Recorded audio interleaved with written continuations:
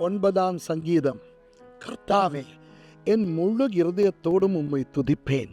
உம்முடைய அதிசயங்களை எல்லாம் விவரிப்பேன். உம்மில் மகிழ்ந்து களி கூறுவேன். உன்னதமானவரே, உமது நாமத்தை கீர்த்தனம் பண்ணுவேன்.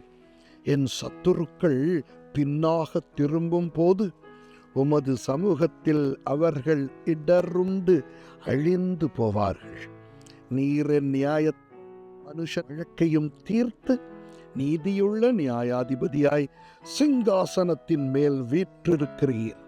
ஜாதிகளை கடிந்து கொண்டு துன்மார்க்கரை அழித்து அவர்கள் நாமத்தை என்றென்றைக்கும் இல்லாதபடி குலைத்து போட்டீர். சத்துருக்கள் என்றென்றைக்கும் பாழாக்கப்பட்டார்கள். அவர்கள் பட்டணங்களை நிர்மூலமாக்கினீர்.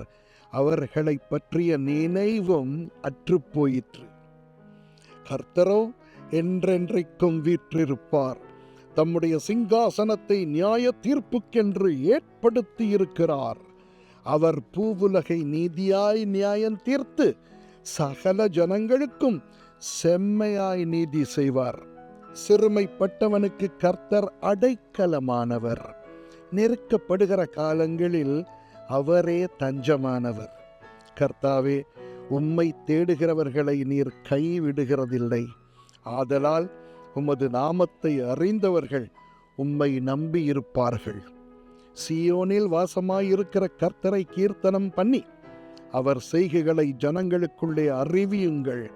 ஏனெனில் இரத்த பழிகளை குறித்து அவர் விசாரணை செய்யும் போது அவர்களை நினைக்கிறார். சிறுமைப்பட்டவர்களுடைய கூக்குரலை மறவார்.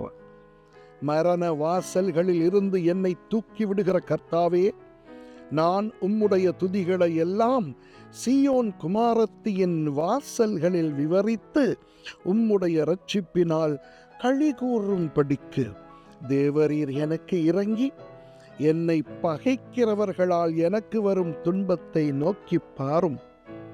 ஜாதிகள் தாங்கள் வெட்டின குழியில் தாங்களே விழுந்தார்கள். அவர்கள் மறைவாய் வைத்த வலையில் அவர்களுடைய கால்களே அகப்பட்டு கொண்டன. கர்த்தர் தாம் செய்த நியாயத்தினால் அறியப்படுகிறார். துன்மார்க்கன் தன் கைகளின் செய்கையிலே சிக்கிக் கொண்டான்.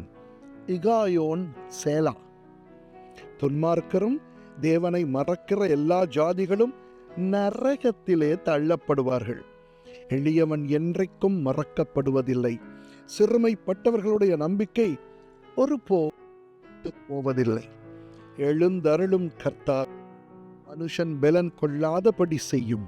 ஜாதிகள் உம்முடைய சமூகத்தில் நியாயம் தீர்க்கப்பட கடவர்கள். ஜாதிகள் தங்களை மனுஷர்தான் என்று அறியும்படிக்கு அவர்களுக்கு பயமுண்டாக்கும் கர்த்தாவே. சேலா. ஆமென்.